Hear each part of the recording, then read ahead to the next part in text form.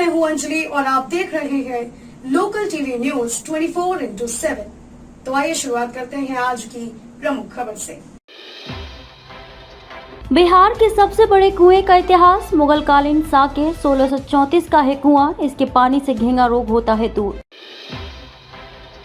स्वास्थ्य सेवा में परिवर्तन को लेकर आयुष्मान भारत योजना में बनेंगे सभी के आयुष्मान कार्ड।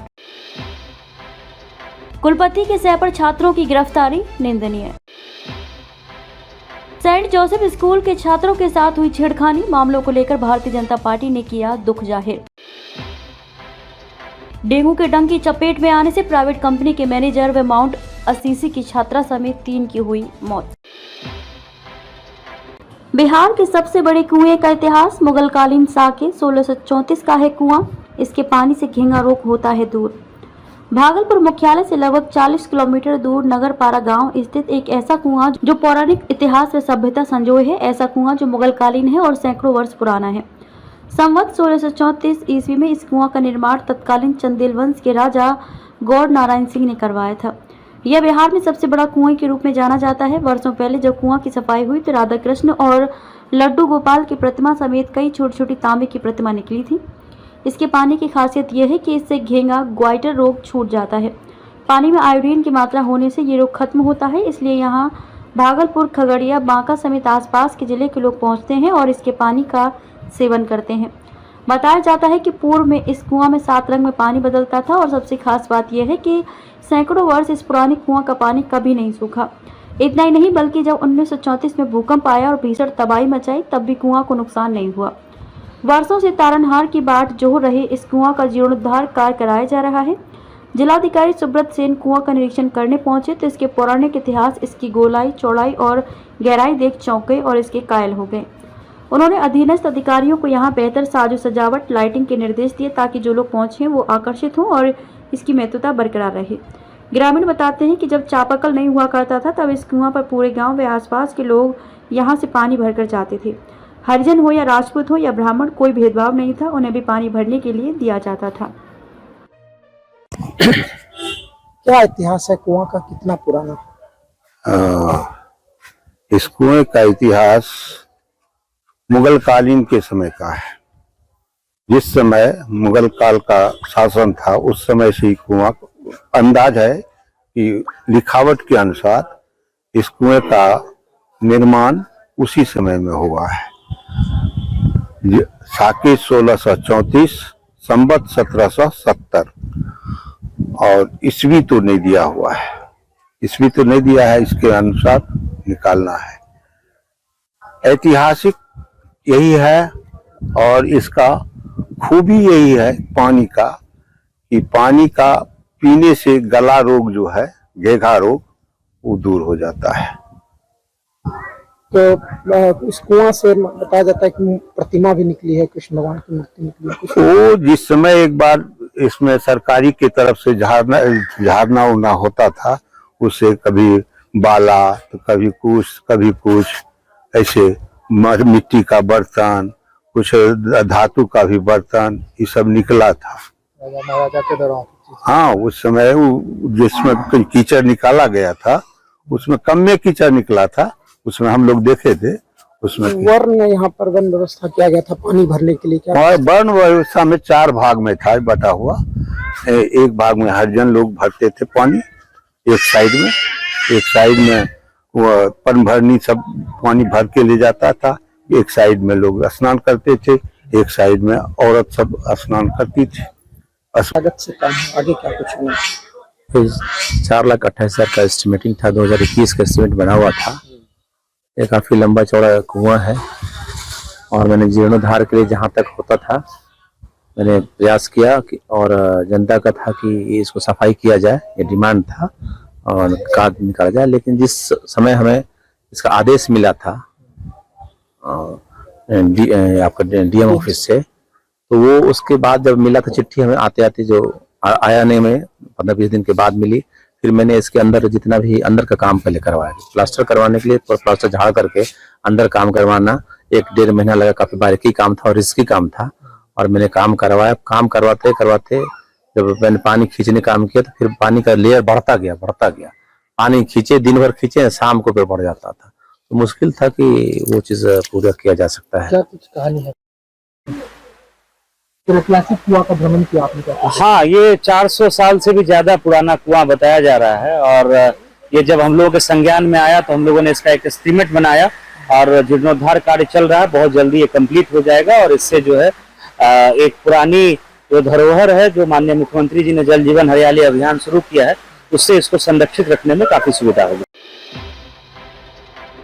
स्वास्थ्य सेवा में परिवर्तन को लेकर आयुष्मान भारत योजना में बनेंगे सभी के आयुष्मान कार्ड। ये अभियान 17 सितंबर से 2 अक्टूबर तक सेवा पखवाड़ा के दौरान रहेगा लागू।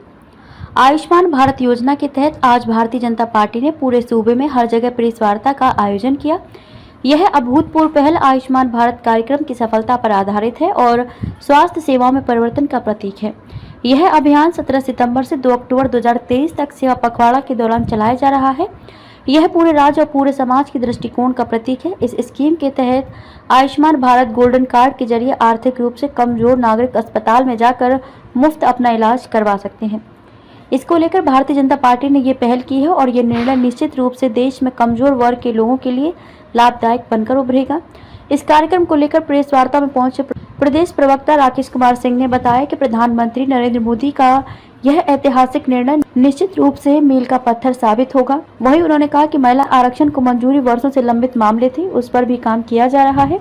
जल्द लोगों को लाभ मिलेगा। महागठबंधन की सरकार पर निशाना साधते हुए भारतीय जनता पार्टी के प्रदेश प्रवक्ता राकेश कुमार सिंह ने कहा कि घमंडिया गठबंधन बिहार में राजद और उत्तर प्रदेश में सपा इसे हर समय रोकने का प्रयास किया, फिर भी सदन में उम्मीद है कि जल्द पारित होकर रहेगा। महिलाओं के लिए 33% आरक्षण महिलाओं को जल्द मिलेगा। वहीं उन्होंने आयुष्मान भारत योजना के तहत बन रहे विशेष कार्ड के बारे में बताया कि पूरे बिहार में 16,42,320 कार्ड बनाना है और 1,68,390 कार्ड अभी तक बने हैं। केंद्र की योजना को इग्नोर करने का काम बिहार सरकार कर रही है। अब ये नहीं होने दिया जाएगा। आयुष्मान भारत योजना के तहत कार्ड बनाने की पहल भारतीय जनता पार्टी ने प्रारंभ कर दी है और सारे जिलों और पंचायत में अधिकारी नियुक्त किए गए हैं। उनकी देखरेख में भी यह कार्ड लोगों को प्रिंट कराकर मिलेगा। साथ ही उन्होंने कहा कि पहला पूरे राष्ट्र और पूरे समाज के दृष्टिकोण का प्रतीक है। आज की प्रेस वार्ता में हमारे साथ जिला के अध्यक्ष जी पीछे की है जी आगे बैठ के सिन्हा जी और यहाँ उपस्थित सभी आचार्य प्रमुख नेता। आज का विषय नरेंद्र मोदी जी के जन्मदिन 17 सितंबर से 2 अक्टूबर तक एक विशेष अभियान आयुष्मान कार्ड योजना चलाने का एक अभियान भारतीय जनता पार्टी ने लिया है। लेकिन आपको बता दें, पूर्व में यह तय हुआ था कि 17 से 2 अक्टूबर तक हम विशेष अभियान चलाएंगे। लेकिन कल भारत की सरकार और माननीय नरेंद्र मोदी जी के नेतृत्व वाली भारतीय जनता पार्टी की सरकार ने ऐतिहासिक निर्णय लिया है जो इस देश की इतिहास में मील का पत्थर साबित होगा। कल महिला आरक्षण विधेयक को कैबिनेट से मंजूरी मिली है। तो पहले से जो तय था कि भाई इस विषय पर बोलना है, लेकिन इतना बड़ा निर्णय आया है तो स्वाभाविक है आपका भी क्वेश्चन इस पर होगा। हमको लगा कि इस पर पहले देश के यशस्वी प्रधानमंत्री नरेंद्र मोदी जी को बधाई, शुभकामनाएं कि आपने इस देश की महिलाओं को, अबला को उचित सम्मान देने का निर्णय लिया है। वर्षों से ये लंबित मामला था। पिछले 10 वर्ष पहले राज्यसभा में आया था, राज्यसभा में पास भी हो गया था, लेकिन दुर्भाग्य से इस देश में जो घमंडिया गठबंधन अभी बना है उसमें कई पार्टी के नेता, कई पार्टी जैसे बिहार में राजद और उत्तर प्रदेश में सपा, इसने कल भी थोड़ा बहुत विरोध किया है, अभी संसद में विरोध करेंगे ही। उन्होंने काफी विरोध किया और इसको उस समय रुक गया। लेकिन नरेंद्र मोदी ने तय किया था कि हम जो कहते हैं वो करते हैं। उसी के तहत उन्होंने महिलाओं को, बहनों को 33% आरक्षण देने का जो फैसला कैबिनेट में लिया है वो निश्चित रूप से इस बार सदन में पास होगा और देश के इतिहास में मील का पत्थर साबित होगा। अब हम बता दें कि जिस विषय के लिए हम लोगों ने प्रेस कॉन्फ्रेंस पूरे बिहार भर में तय रखा है, आज पूरे बिहार के सभी जिला मुख्यालयों पर आयुष्मान कार्ड योजना, जो आयुष्मान कार्ड बनाना है, उसके लिए विशेष प्रेस कॉन्फ्रेंस का आयोजन किया गया है। उसी के तहत मुझे भी पार्टी ने भागलपुर भेजा है। देखिए, भारत की सरकार ने देश में 10 करोड़ आयुष्मान कार्ड बनाने का लक्ष्य रखा था। बीच में 2 वर्ष कोरोना में बीत जाने के बाद भी देश में 50% को कोरोना का आयुष्मान कार्ड बना है, जबकि बिहार में सिर्फ 13% बना है। 2 वर्ष कोरोना में भी तो बंद रहा ही, 1 वर्ष से जब से महागठबंधन की सरकार बनी है एकदम धीमा हो गया है, क्योंकि इनको लगता है कि अगर तेज गति से ये कार्ड बनेगा तो गरीबों को लाभ मिलेगा, और गरीब दुआ देंगे, फिर से नरेंद्र मोदी सरकार में आएंगे, फिर नरेंद्र मोदी प्रधानमंत्री बन जाएंगे। इतनी कुत्सित मानसिकता रख के बिहार की सरकार गरीबों के साथ अन्याय कर रही है। सिर्फ 13% ये हुआ यहाँ कार्ड बना है। भारतीय जनता पार्टी ने इसको एक योजना के रूप में पूरे देश भर में ये आयुष्मान कार्ड बनवाने का योजना के रूप में लिया है, और प्रधानमंत्री जी के जन्मदिन 17 सितंबर से 2 अक्टूबर तक विशेष अभियान चलाया जाएगा। विशेष अभियान चलाने का निर्णय हुआ है। हम आपको बता दें कि आपके शहर भागलपुर में 16,86,320 आयुष्मान कार्ड बनना था, लेकिन बना है सिर्फ 1,68,390। क्या चाहती है सरकार? कहती है हम खूब काम करते हैं। मुख्यमंत्री कहते हैं हम तो काम ही करते रहते हैं, ये लोग तो बातें बनाते हैं, तो काम करते हैं। तो क्या स्थिति है भाई? आखिर आयुष्मान कार्ड बनेगा तो इस राज्य के जो गरीब हैं, जो बीपीएल से आते हैं, जिनका राशन बना है, जो अति गरीब हैं, जिनको दवाई खरीदने का पैसा नहीं हो पाता है, उनको अगर गंभीर बीमारी, भगवान न करे हो, लेकिन अगर परिवार में गंभीर बीमारी हो जाता है तो उसके इलाज में बहुत बड़ा ये काम करता है आयुष्मान कार्ड। लेकिन ये इस राज्य के जो महागठबंधन की सरकार है, इस सरकार ने इस योजना पर कोई भी ध्यान देने का काम नहीं किया, और केंद्र की कोई भी योजना है जिसको इधर लगातार इग्नोर करने का काम मुख्यमंत्री और ये सरकार कर रहे हैं। हम तो आप लोग के माध्यम से राज्य प्रशासन से, जिला प्रशासन से भी ये आग्रह करेंगे कि आप राजहित में, राष्ट्रहित में, या बिहार के हित में, या ये भागलपुर शहर के हित में आप आयुष्मान कार्ड को बनाने में तेजी लाएं। पार्टी कार्यकर्ताओं को भी निर्देश दिया गया है, और इस बार प्रत्येक लोकसभा में 1 लाख आयुष्मान कार्ड बनाने का निर्णय लिया गया है, और इस पर पार्टी के कार्यकर्ता भी इस पर जोर शोर से लगेंगे, लगे भी हैं, और आयुष्मान कार्ड बनाया जाएगा। डोमेन में जाए कि विशेष अभियान शुरू होने वाला है या शुरू हो गया है, तो पब्लिक इस पर लग के जिनके पास कार्ड है, राशन कार्ड है, वो कार्ड बनवा ले। क्योंकि हम सब लोगों को भी जब कार्ड बन रहा था, जब बन रहा था, बहुत लोग कहे कि कार्ड नहीं बना, हमारा भी कैसे बनेगा। हम लोग से भी, हम लोग के घर परिवार में भी लोग पूछ रहे थे। तो अगर विशेष अभियान चल रहा है तो आप उसकी चौथा स्तंभ है, और आप जनता के बीच जाने का बहुत बड़ा माध्यम है। आपके माध्यम से इस विषय को बहुत आराम से उनके पास पहुंचने का एक बड़ा माध्यम आप हैं। इसलिए आपसे आग्रह है कि इस विषय को निश्चित रूप से, और सरकार की कमियों को, और नरेंद्र मोदी जो काम कर रहे हैं इसको, जैसे यहाँ की सरकार जो करे कि भाई ये लोग कुछ करते ही नहीं, हम ही लोग काम करते हैं, तो जरा ये बताने का प्रयास किया जाए कि केंद्र की सरकार चाहती है, राज्य सरकार की मानसिकता ठीक नहीं है, जिसके चलते इसकी गति धीमी है। आप राज्य प्रशासन से भी, आप लोग अधिकारी लोगों से, डीएम से भी मिलते हैं, उनसे आग्रह करें कि आपका भी इसमें सहमति, आपका भी सहयोग की जरूरत है।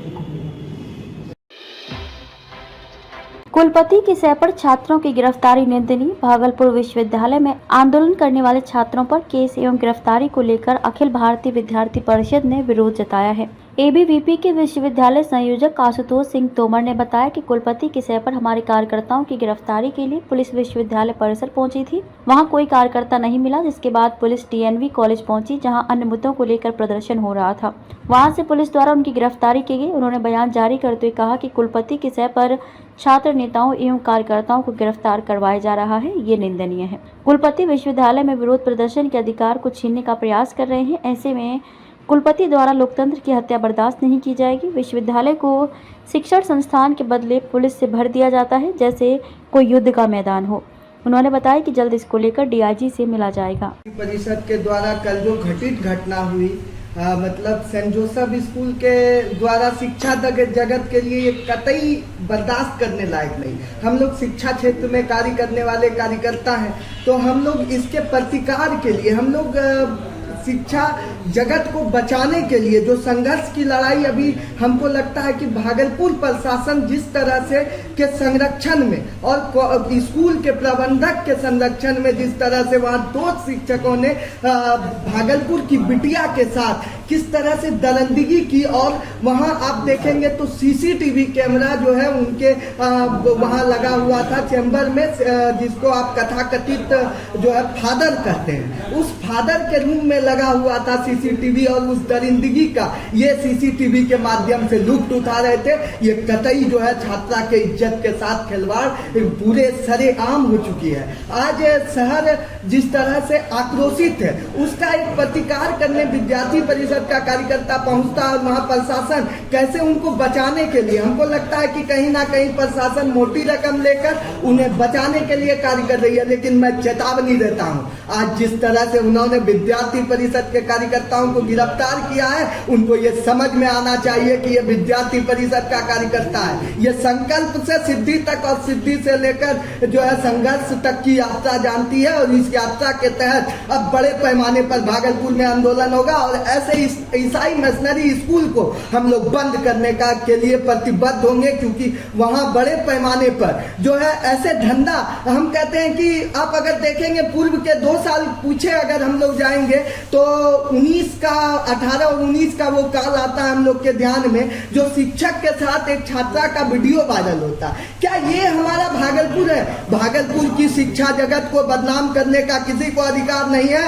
अगर सेंट जोसेफ जैसे स्कूल ऐसे करेगी तो हम लोग उसे बंद कराने के लिए आगे लड़ते रहेंगे। हमें डर नहीं लगता है। आप हमें गिरफ्तार कर लीजिए या गोली चला दीजिए या फिर लाठी चला दीजिए। आज 50 निहत्थे कार्यकर्ता पर आपने लाठी चला दिया, क्या मतलब क्या चाहते हैं आप? अगर प्रशासन और एसपी महोदय से मैं सीधा मांग करता हूं, विश्वविद्यालय थाना प्रभारी पर स्पष्ट रूप से कार्रवाई होना चाहिए और उन्हें तुरंत बर्खास्त करना चाहिए। ऐसे दलाल जो है पदाधिकारी भागलपुर और विश्वविद्यालय को बदनाम करने के लिए लगे हुए हैं। कुणाल पांडे, विभाग सह संयोजक, अखिल भारतीय विद्यार्थी परिषद। जिस प्रकार से सेंट जोसेफ स्कूल में वहाँ के 2 शिक्षकों के द्वारा एक छात्रा जो शिक्षक दिवस की तैयारी कर रही थी, उसके ऊपर उनको स्पोर्ट्स रूम में ले जाकर जिस प्रकार से दुष्कर्म का प्रयास किया गया, यह कतई बर्दाश्त के लायक नहीं है, और इसका संरक्षण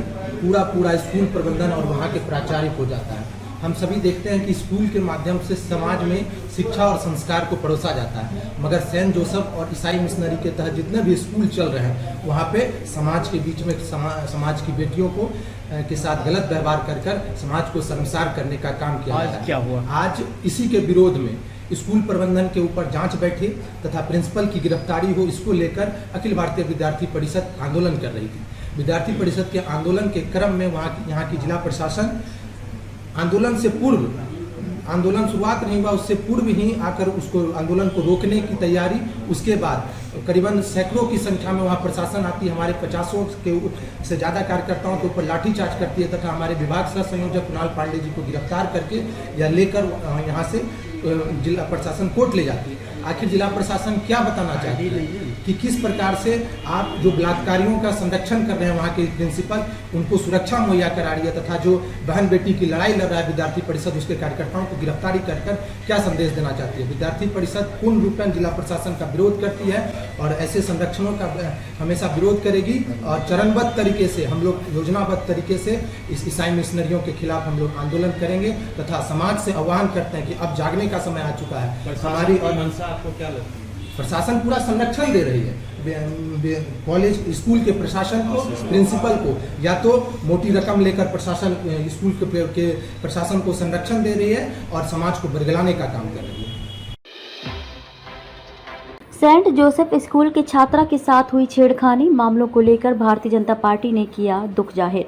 शिक्षा के मंदिर में ऐसा घिनौना कृत्य कहीं से सही नहीं, दोषियों को जल्द से जल्द मिले सजा। रोहित पांडे। भाजपा के पूर्व जिलाध्यक्ष शहर विधानसभा प्रत्याशी रोहित पांडे द्वारा सेंट जोसेफ स्कूल में छात्रा के साथ हुई छेड़खानी मामले को लेकर प्रेस वार्ता की गई। रोहित पांडे ने बताया कि विद्या के इस मंदिर में इस प्रकार का कुकृत्य किया गया। ऐसी घटना ने पूरे भागलपुर को शर्मसार करने का कार्य किया है। लेकिन इस घटना के बाद जिस प्रकार पुलिस प्रशासन स्कूल प्रबंधन के साथ मिलकर मामले की लीपापोती कर रही है, ये काफ़ी निंदनीय है और इससे आज भागलपुर के सभी आम जनमानस आक्रोशित हैं। उन्होंने कहा कि ये मामला किसी राजनीतिक पार्टी का नहीं है। इस मामले में उन्होंने सभी राजनीतिक दलों से आह्वान किया है कि दल से ऊपर उठकर ऐसे कुकृत्य का एक साथ खुलकर विरोध करना चाहिए, ताकि आगे विद्या के किसी मंदिर में कोई ऐसा अपराध करने का दुस्साहस न करे और भविष्य में हमारे भागलपुर की गर्मा धूमिल न हो।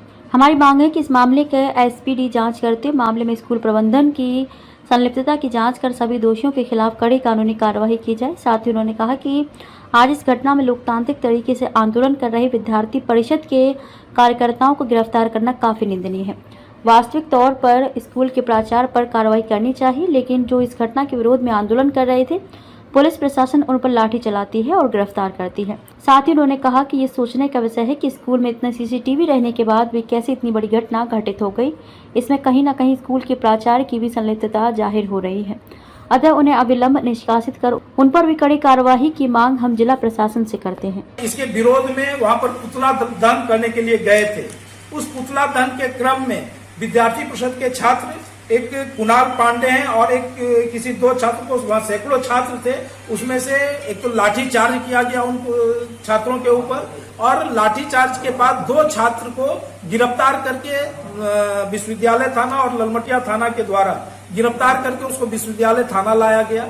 और किसी पुराने केस में जो कि राजनीतिक केस है, विश्वविद्यालय आंदोलन, छात्र आंदोलन का केस है, उस पुराने केस का हवाला देकर, जबकि जब हमको बात हुई विद्यार्थी परिषद के कार्यकर्ताओं से, तो जो विश्वविद्यालय थाना प्रभारी शायद दिलसाद जी करके हैं, तो वो उनके द्वारा इन लोगों पर पहले ही जो आंदोलन कर रहे थे, आंदोलन प्रारंभ करने से पहले ही आंदोलन न किया जाए इसके लिए दबाव बनाया जा रहा था कि आप लोग प्रेस को केवल बाइट दे दीजिए और पुतला दहन मत करिए, इस प्रकार का दबाव बनाया जा रहा था। जबकि वहां के छात्रों ने, जो विद्यार्थी परिषद के कार्यकर्ता थे, उन्होंने बोला कि हम कोई प्रेस के बाइट के लिए हम यह कार्यक्रम नहीं कर रहे हैं।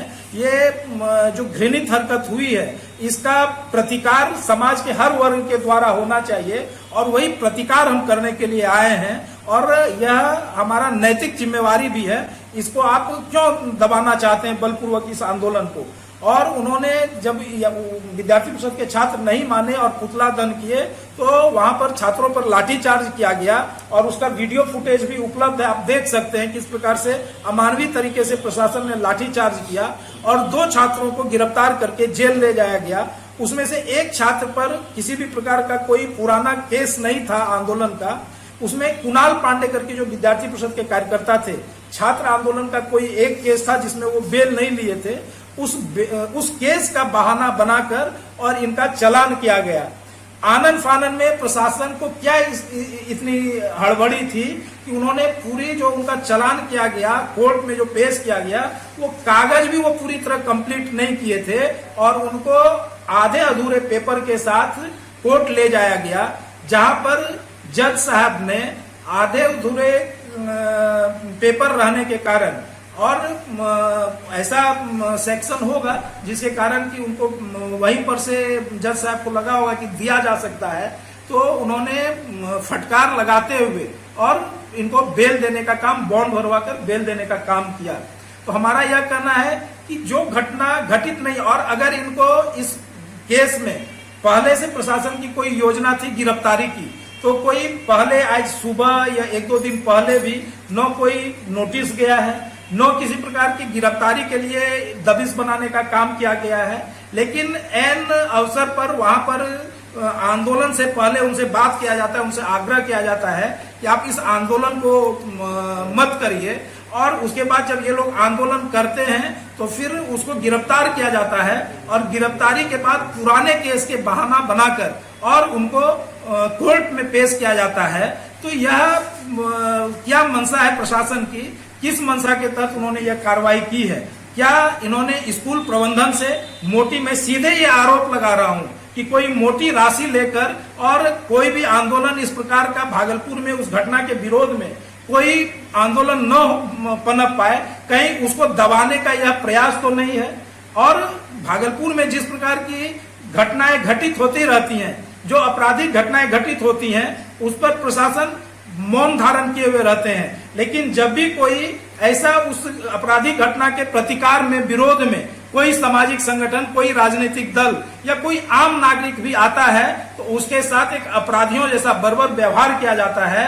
भागलपुर के प्रशासन को भी हम आपके माध्यम से यह कहना चाहेंगे कि भागलपुर के वासियों का अभिमान है, स्वाभिमान है, और हमारे अभिमान और स्वाभिमान के साथ आप अगर खेलने का प्रयास करेंगे तो भारतीय जनता पार्टी के लोग आपको भी बख्शने वाले नहीं।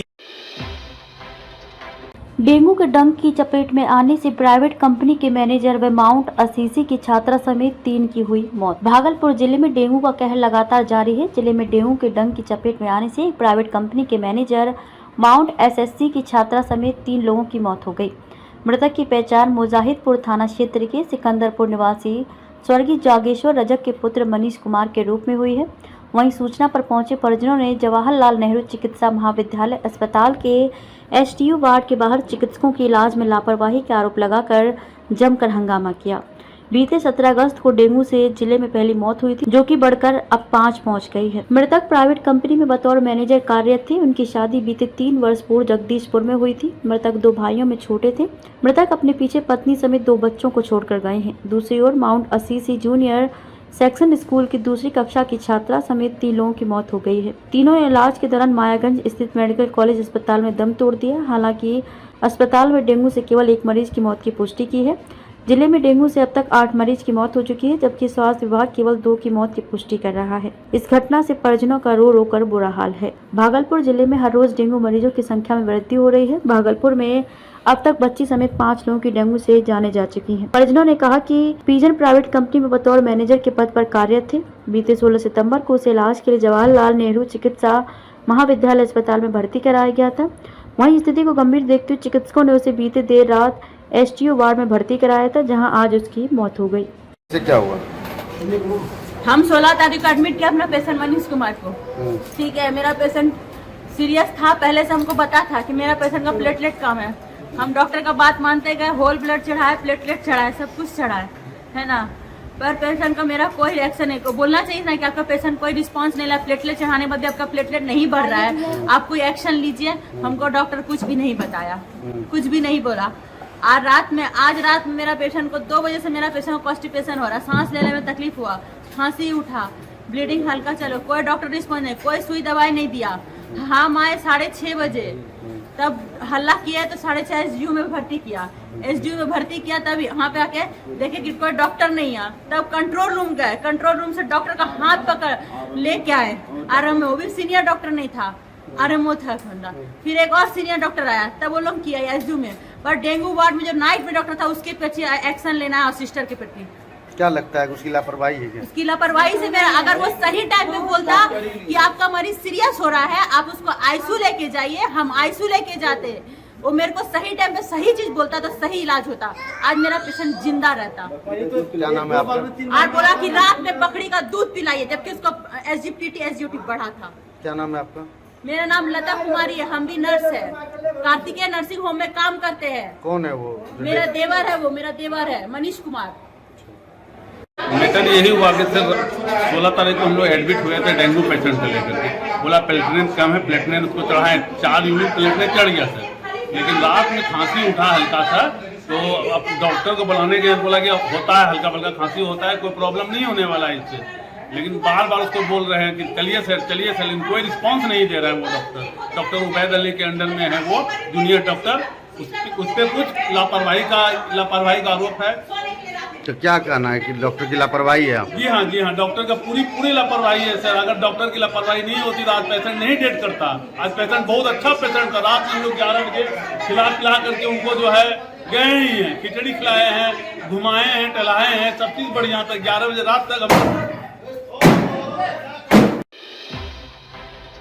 में अब तक के लिए बस इतना ही। मिलते हैं फिर ऐसी ही बड़ी खबर के साथ। तब तक के लिए नमस्कार और देखते रहिए लोकल टीवी न्यूज 24/7।